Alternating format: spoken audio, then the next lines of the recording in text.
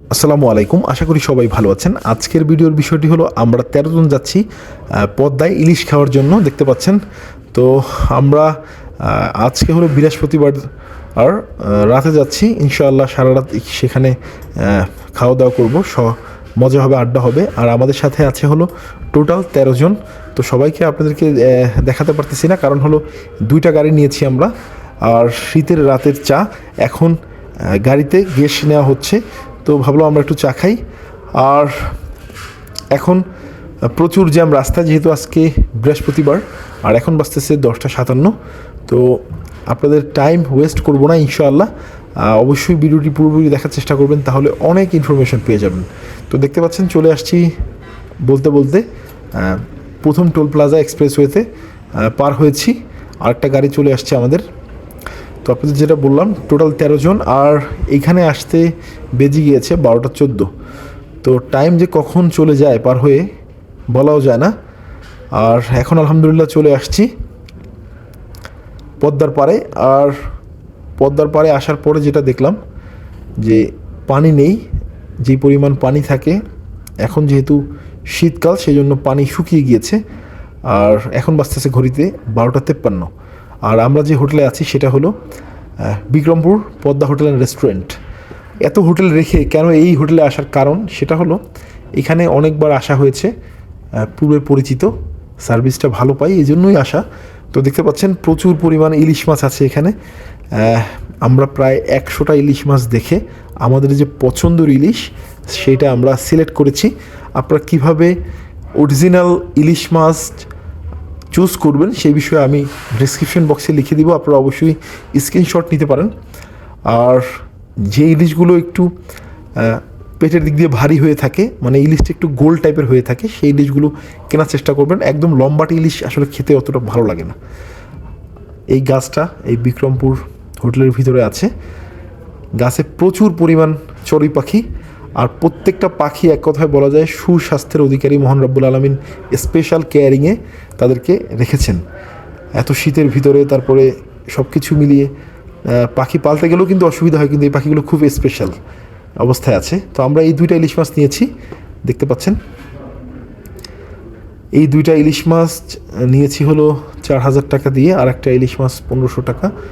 Total 5500 টাকা ইলিশ মাছ ক্রয় করা হয়েছে। এখন ইলিশ মাছগুলোকে কাটা হচ্ছে।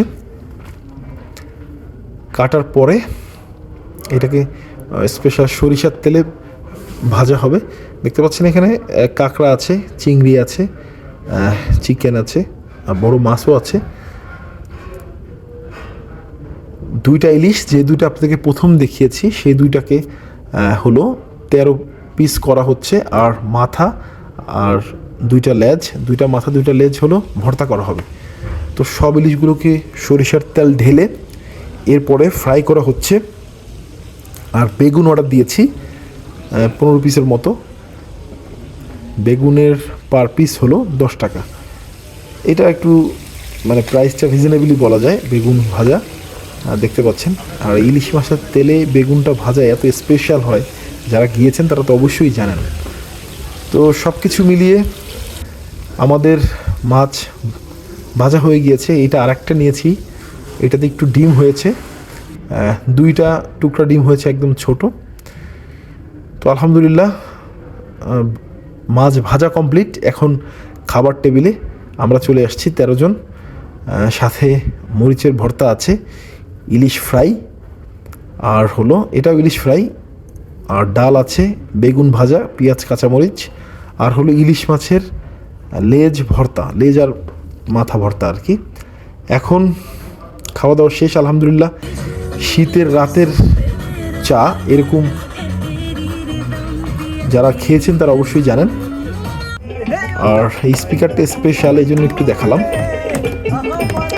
তো গান চলতেছে, একটু গানটা উপভোগ করুন আপনারা।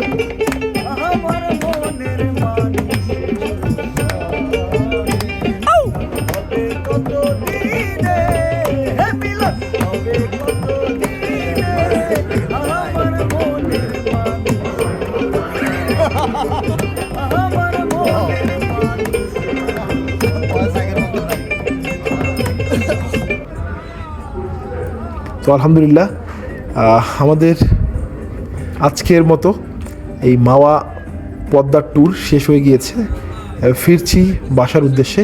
সবাই ভালো থাকবেন, সুস্থ থাকবেন, আর অবশ্যই কাজের ফাঁকে আপনার সাধ্য অনুযায়ী চেষ্টা করবেন একটু ঘোরাঘুরি করার জন্য, তাহলে আপনার মন মাইন্ড সব কিছু ফ্রেশ হয়ে যাবে ইনশাআল্লাহ।